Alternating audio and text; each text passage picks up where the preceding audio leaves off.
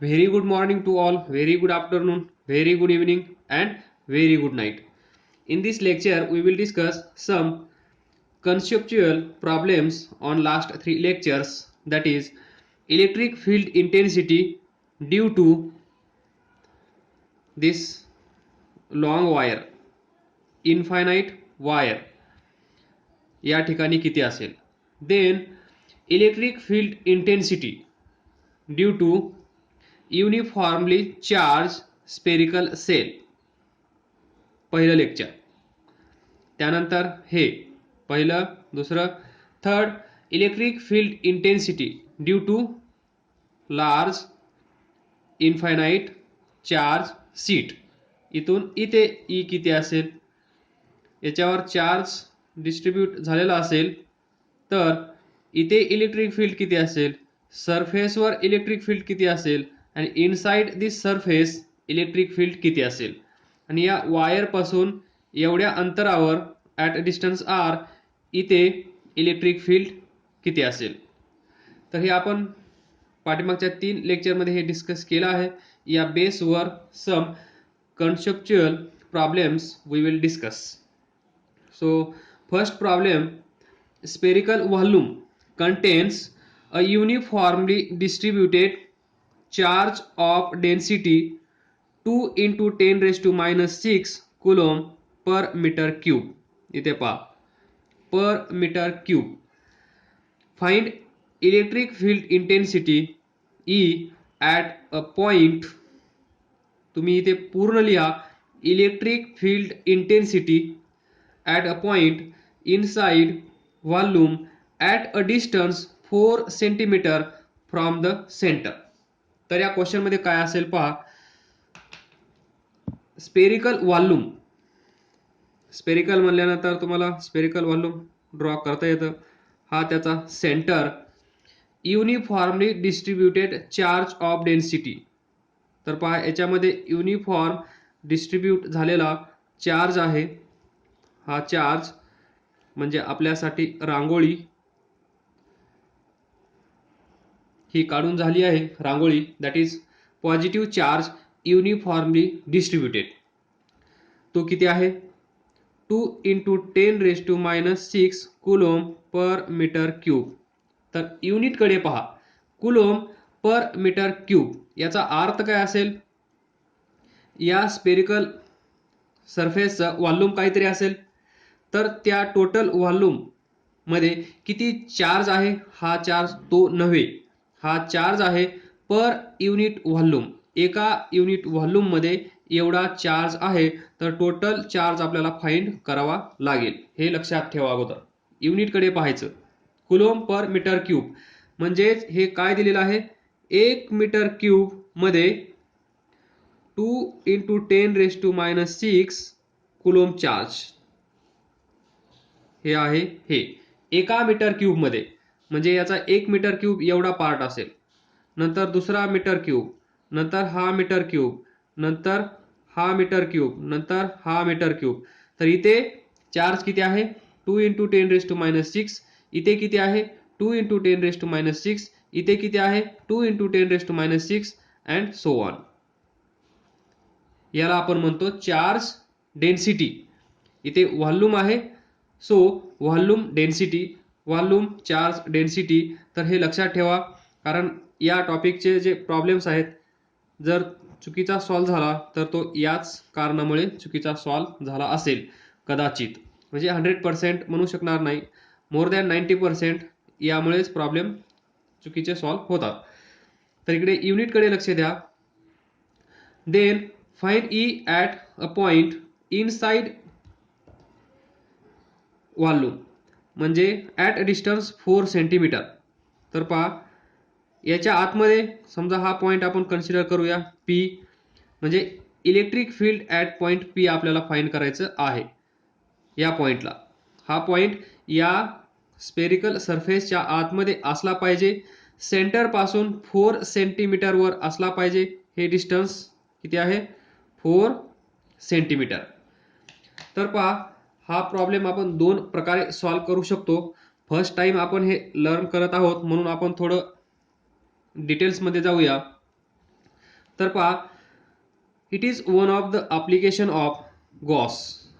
So we know that by Gauss statement, this phi, that is electric flux, what is this electric flux, is equal to closed integral of E bar ds bar dot is equal to charge inside divided by epsilon naught. हे तुम्हाला पाठ झाला असेल अशी अपेक्षा करतो. तर पहा, असे प्रॉब्लेम सॉल्व करण्यासाठी आपण काय करत असतो, सर्वात अगोदर काय करतो, हा पार्ट आपण सॉल्व करून घेतो.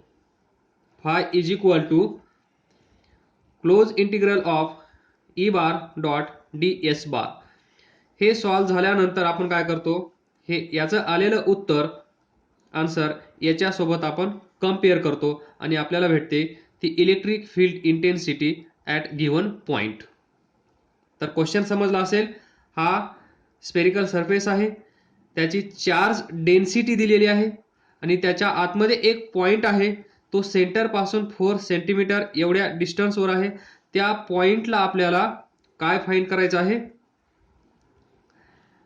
Electric field. So to find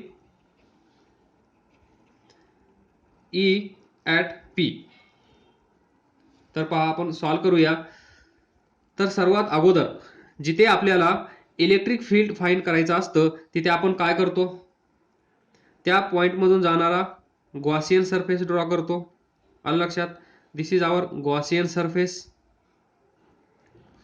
हा आहे गॉसियन सरफेस. तर पहा, तुम्हाला माहित आहे हा चार्ज कसा आहे, पॉझिटिव्ह. हा चार्ज पॉझिटिव्ह असेल तर by symmetry electric field lines कसे असतील, या डायरेक्शन मध्ये. इथं इलेक्ट्रिक फील्ड ची डायरेक्शन कशी असेल तुम्हाला माहित आहे, या डायरेक्शन मध्ये किंवा या डायरेक्शन मध्ये आपण पाहिलं सिमेट्रिक, ह्या असतील इलेक्ट्रिक फील्ड लाईन्स. तर हा गॉसियन सरफेस मी इथे ड्रॉ करतो. त्यापैकी एक इलेक्ट्रिक फील्ड लाईन्स आपण कन्सिडर करूया. इथे छोटासा एरिया ds कन्सिडर करूया. त्यानंतर इथून याचा ds बार असेल, हा ई बार असेल. तर angle between electric field and area vector किती असेल, थिटा इज इक्वल टू 0. हे तुम्हाला माहित आहे, आता डिस्कस करण्याची गरज नाहीये. तर याच्यामध्ये चार्ज असेल एवढा, हा चार्ज. तर पहा, phi is equal to close integral E bar d s bar. हे आपण कसं सॉल्व करतो, phi E d s cos theta close integral E d s cos theta. Theta 0 आहे तर 1.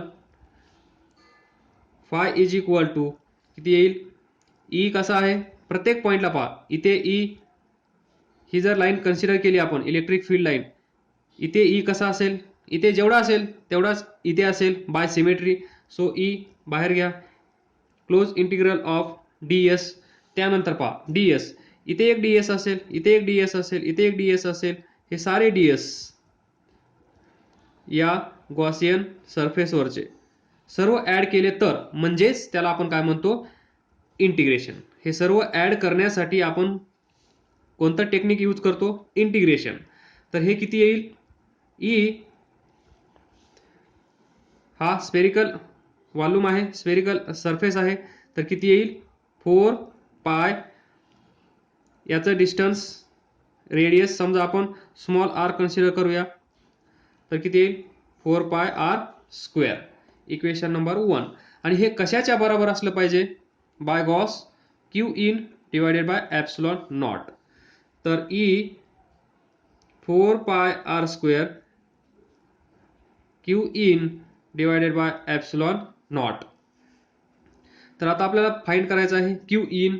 सो क्यू इन आपल्याला माहित नाहीये, कारण त्यांनी जो दिलेली चार्ज डेन्सिटी आहे ती टोटल या स्पेरिकल शेपसाठी दिलेली आहे. आपल्याला क्यू इन म्हणजे या गॉसियन सरफेस मध्ये असणारा चार्ज पाहिजे.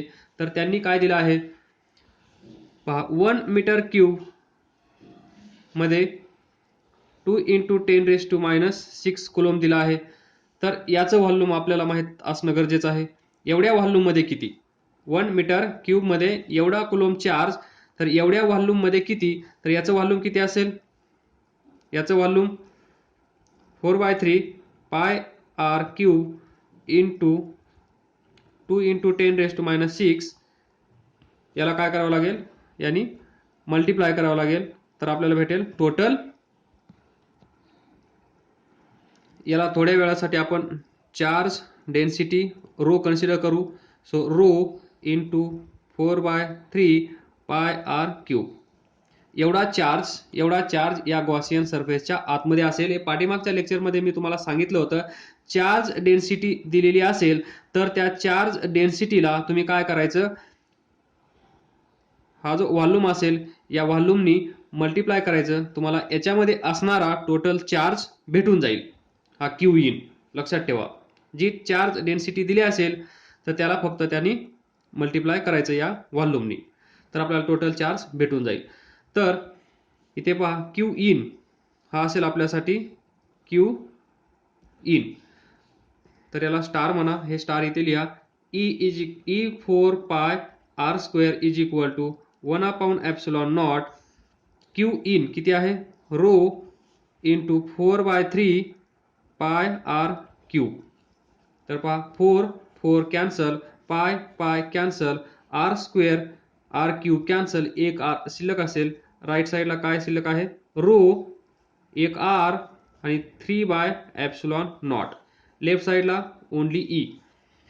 दिस इज द इक्वेशन जे तुम्हाला पाठ करायचं आहे. ज्यावेळेस स्पेरिकल व्हॉल्यूम येईल असा, तिथे भरपूर सारे चार्ज असतील आणि तुम्हाला विचारलं जाईल आतमध्ये कुठल्या तरी एका पॉइंटला फ्रॉम सेंटर दिस, या पॉइंटला ई किती असेल. तर तुम्हाला हे इक्वेशन आठवलं पाहिजे, नाहीतर मग ही एवढी प्रोसेस करावी लागेल. आणि हे प्रॉब्लेम सॉल्व्ह करू करू हे तुम्हाला पाठ होऊन जाईल. तर आता आपण इलेक्ट्रिक फील्ड फाइंड करू शकतो. रो म्हणजे काय, चार्ज डेन्सिटी. रो म्हणजे चार्ज डेन्सिटी जे त्यांनी दिलं आहे 2 × 10⁻⁶. 2 × 10⁻⁶ radius of this Gaussian surface small r किती आहे 4 सेंटीमीटर, दॅट इज 0.04 मीटर. 3 याची व्हॅल्यू आहे 8.85, हे कॉन्स्टंट आहे. 10⁻12 हे सॉल्व्ह करा. So answer of this 3.013 10⁻3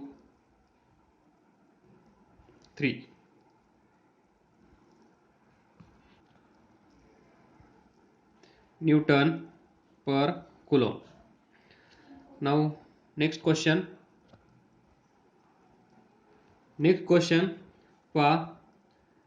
A long cylindrical volume contains uniformly distributed charge of density.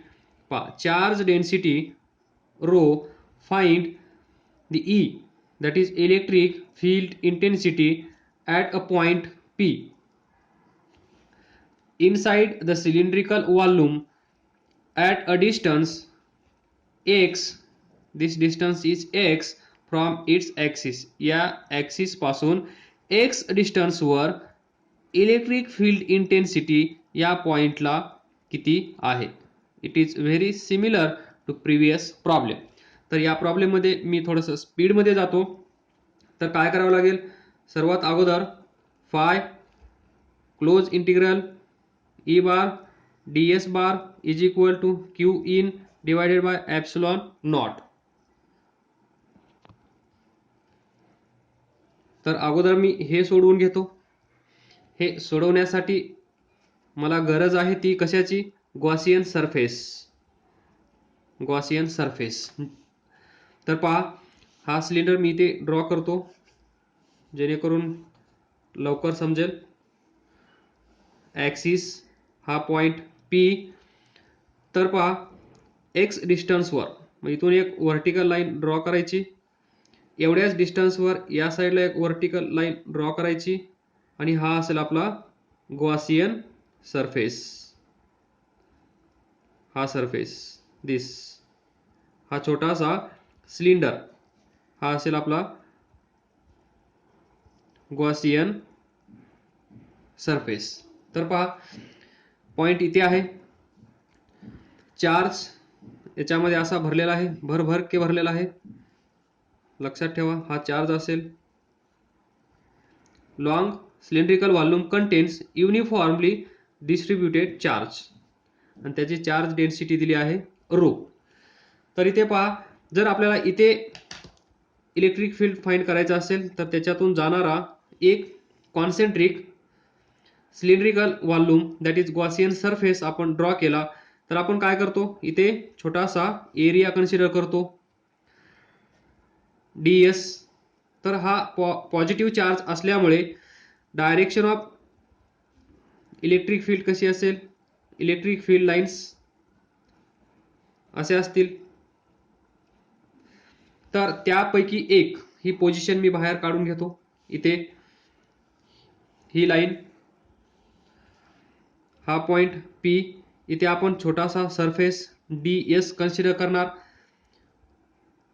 हा ds that is normal to this surface आणि याला काय म्हणतो आपण एरिया वेक्टर. आणि इथेच डायरेक्शन ऑफ इलेक्ट्रिक फील्ड पण असेल. तर या दोघांमध्ये अँगल किती असेल, थीटा इज इक्वल टू 0. परत परत तेच येत आहे. तर पहा ही सिच्युएशन इथे आहे. तर phi is equal to close integral E bar ds bar close integral E ds cos theta. थीटाची value 0, so phi E ds. E ची व्हॅल्यू पहा, या सरफेसवर कुठेही पॉइंट घ्या हा P, किंवा या साईडला हा P कुठेही घ्या, ॲक्सिस पासून त्याचं डिस्टन्स किती आहे x. इथे घेतला तर x, इथे घेतला तर x, इथे घेतला तर x, इथे घेतला तर x. म्हणजेच E कसा आहे, सेम बाय सिमेट्री. तर तो बाहेर घ्या E close integral of ds. तर पहा हा एवढा एरिया घेतला आपण ds, इथे ds असेल, इथे ds असेल, इथे ds असेल, इथे ds असेल, इथे ds असेल, असे भरपूर सारे या सिलेंड्रिकल व्हॉल्यूमवर भरपूर सारे असे सरफेसेस असतील, ज्यापैकी आपण एक सरफेस कन्सिडर केला आहे. तर या सर्वांना ऍड केलं तर, या सर्वांना ऍड केलं तर, आणि ऍड कसं करतो आपण, by using integration technique. This is close integral of this area. तर हा एरिया किती असेल, phi is equal to E किती असेल, फाय ds 2 पाय पा. हे डिस्टन्स किती आहे x, हे किती येईल मग सरकमफरन्स 2 पाय x इंटू याची लेंथ दिलेली नाही, आपण काहीतरी कन्सिडर करूया हाईट h. सो 2 पाय x into h area. So 2 पाय x इंटू h हे भेटलं आपल्याला इक्वेशन नंबर 1. दॅट इज हे कशाच्या बरोबर असलं पाहिजे, again q in divided by epsilon naught. तर we can write this phi is equal to E into 2 pi x into h is equal to q in divided by epsilon naught.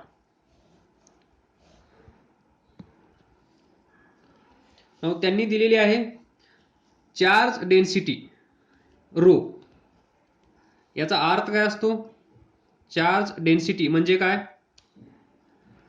हा cylindrical volume आहे. तर charge density म्हणजे 1 metre cube मध्ये row coulomb charge. एवढा coulomb charge 1 metre cube मध्ये आहे.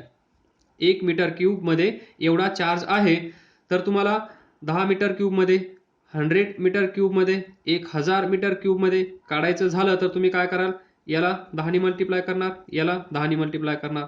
त्याचप्रमाणे इथे पहा q in that is charge enclosed inside this Gaussian surface. हा Gaussian surface जिथे हा P पॉइंट आहे त्या P पॉइंटला कन्सिडर करून आपण जो हा छोटासा सिलेंडर इथे तयार केला आहे, या सिलेंडरच्या आतमध्ये किती चार्ज आहे हे आपल्याला फाइंड करायचं आहे. त्यांनी सांगितलेलं आहे युनिफॉर्म डिस्ट्रीब्युशन रो 1 मीटर क्यूबमध्ये एवढा चार्ज आहे, तर आपल्याला याचं व्हॉल्यूम माहीत असणं गरजेचं आहे. याचं जर आपल्याला व्हॉल्यूम माहीत झालं तर आपण जसं या 10 नी मल्टिप्लाय केलं आपण, तसं या व्हॉल्यूमनी आपण मल्टिप्लाय करू शकतो. तर याचं व्हॉल्यूम किती असेल? सिलेंडरचं व्हॉल्यूम काय असतं? दिस इज सिलेंडर. हाईट किती आहे याची? h. ही रेडियस किती आहे? x. त्यांनीच दिलेला आहे. तर व्हॉल्यूम म्हणजे हा एरिया पाय एक्स स्क्वेअर इंटू हाईट माहीत असेल सर्वांना. हे व्हॉल्यूम म्हणजे एवढ्या व्हॉल्यूममध्ये किती चार्ज असेल? तुम्हाला माहीत आहे 1 मीटर क्यूबमध्ये एवढा चार्ज आहे. दॅट इज हे असं असेल row coulomb per metre cube. त्याला आपण म्हणतो चार्ज डेन्सिटी. तर 1 मीटर क्यूबमध्ये इथं पण तुम्हाला दिसत आहे चार्ज पर मीटर क्यूब म्हणजे एका मीटर क्यूबमध्ये रो चार्ज झाला. पाठीमागच्या क्वेश्चनमध्ये जाऊन पहा. 2 इंटू 10⁻⁶ दिलं होतं ते. तर इथे आपल्याला माहित आहे व्हॉल्यूम किती आहे? पाय एक्स स्क्वेअर इंटू एच. एवढ्या व्हॉल्यूममध्ये किती असेल? Rho into pi x square h एवढा चार्ज असेल. आणि यालाच आपण म्हणतो क्यू इन. या सिलेंड्रिकल शेपमध्ये किती चार्ज आहे हे फाइंड करायचं असेल तर तुम्हाला काय करावं लागेल? याची चार्ज डेन्सिटी जर तुम्हाला माहित असेल तर या गॉसियन सरफेसचं व्हॉल्यूम काढा आणि त्या चार्ज डेन्सिटीला तुम्ही या गॉसियन सरफेसच्या व्हॉल्यूमनी सिम्पली मल्टिप्लाय करा, असं लक्षात ठेवा. पाठीमागे पण हेच सांगितलं, इथे पण तेच. व्हॉल्यूम गॉसियन सरफेसचं व्हॉल्यूम त्याला मल्टिप्लाय करायचं चार्ज डेन्सिटीने, आपल्याला भेटेल q in. That is total charge enclose by Gaussian surface. तर E इज इक्वल टू, आता याचं काम झालं, E 2 pi x h is equal to q in किती आहे? Rho into pi x square h divided by epsilon naught. Pi cancel, x x cancel, h cancel, या साईडला असेल शिल्लक E इंटू 2, या साईडला rho x upon epsilon naught. So E is equal to rho x upon 2 epsilon naught. This is formula. तर पहा, हा cylinder असेल, ॲक्सिस असेल, तर हे डिस्टन्स पहा. E is directly proportional to x. Rho constant, 2 constant, epsilon naught constant, variable कोण आहे? X. E directly proportional to x म्हणजे हा इथे असेल किंवा ही लाईन जर इथे असेल, इथे तुम्हाला फाइंड करायचं असेल, इथे फाइंड करायचं असेल किंवा इथे फाइंड करायचं असेल, कुठेही फाइंड करा. तुम्हाला फक्त या ॲक्सिस पासूनचं डिस्टन्स माहीत असेल, तर तुम्ही electric field at this point find करू शकता by putting this value of x. तर सबस्टिट्यूशन करतो, तुम्ही कॅल्क्युलेशन करून मला आन्सर सांगा. व्हॅल्यू दिलेले नाही आहेत, तर हेच आन्सर आहे आपलं. E is equal to rho x upon 2 epsilon not.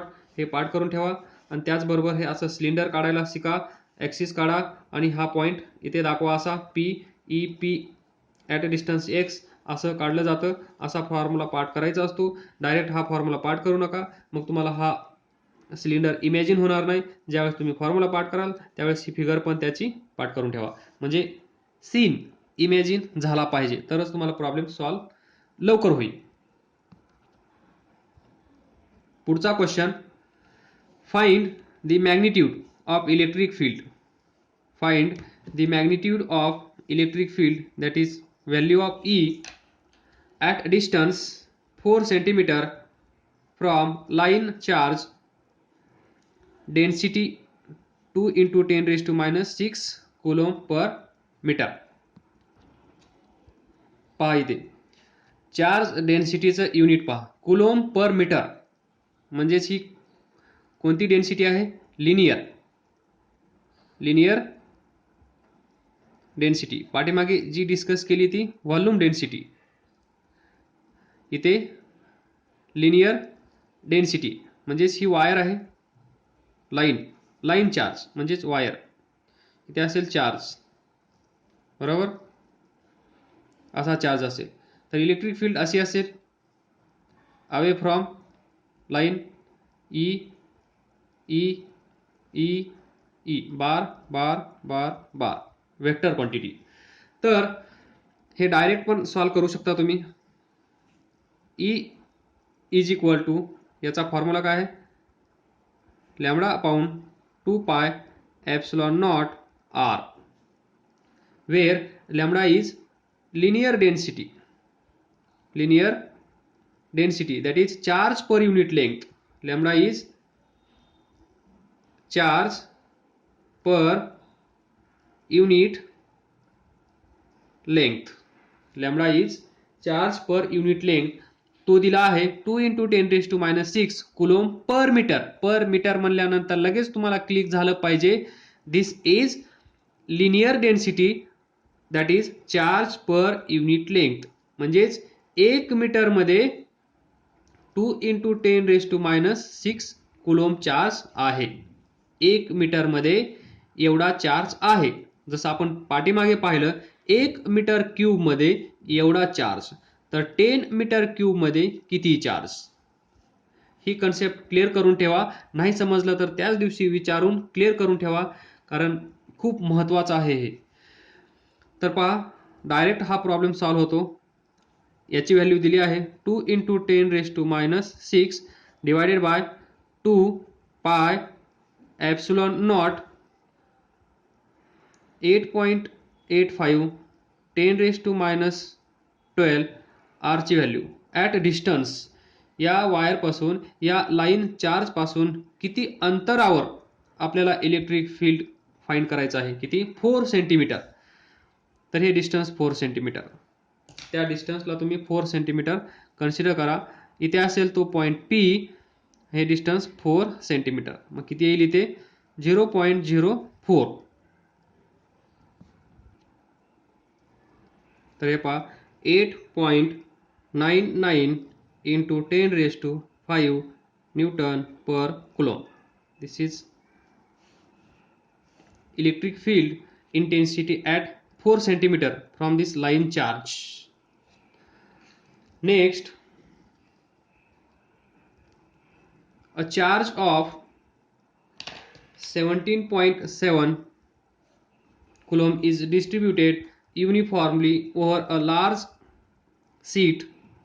plain sheet of area 200 meter square. The electric field intensity E at a distance 20 centimeter from it in air will be. तर पहा, हा scene कसा असेल, solve करण्याचा प्रयत्न करा तुम्ही.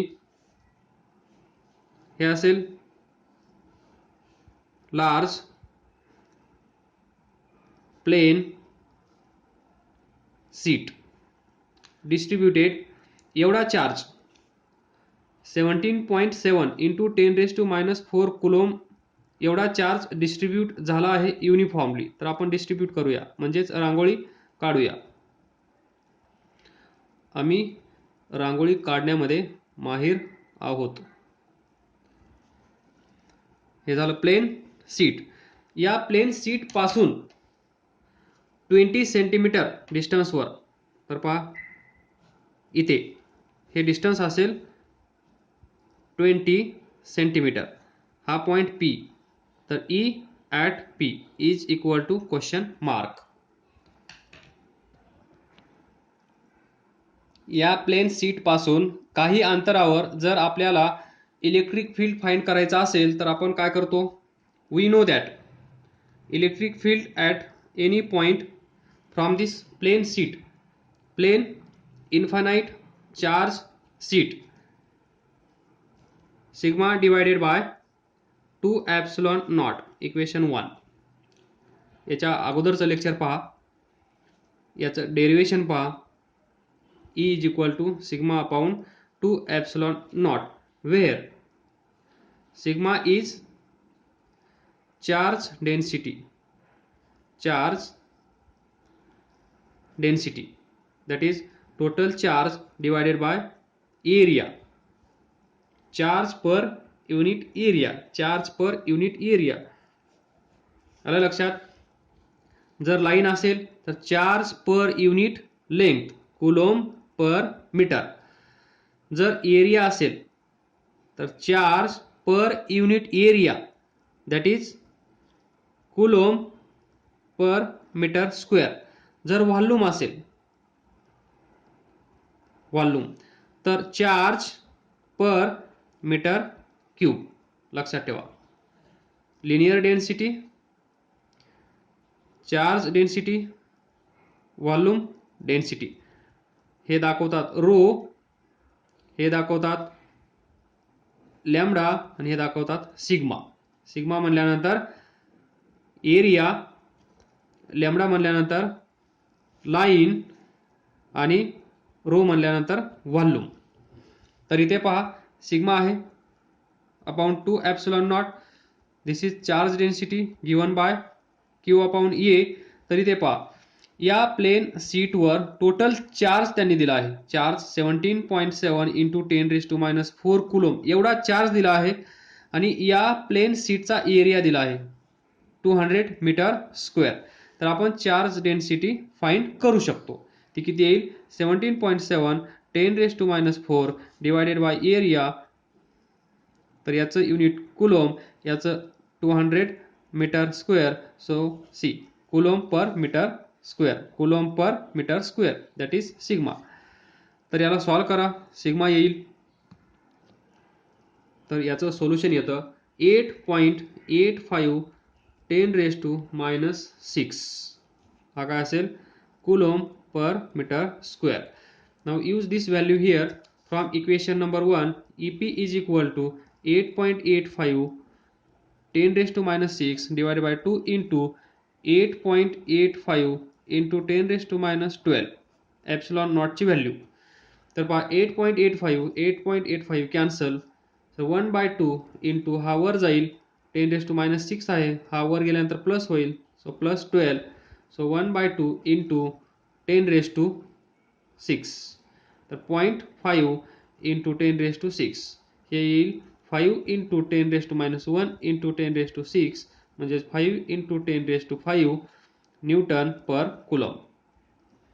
समजलं नसेल तर विचारा, घाई करू नका. समजलं असेल तरच पुढे जात राहा. तर काही डाऊट असेल तर विचारा, अभ्यास करत राहा, पुढे जात राहा. All the best. थँक्यू.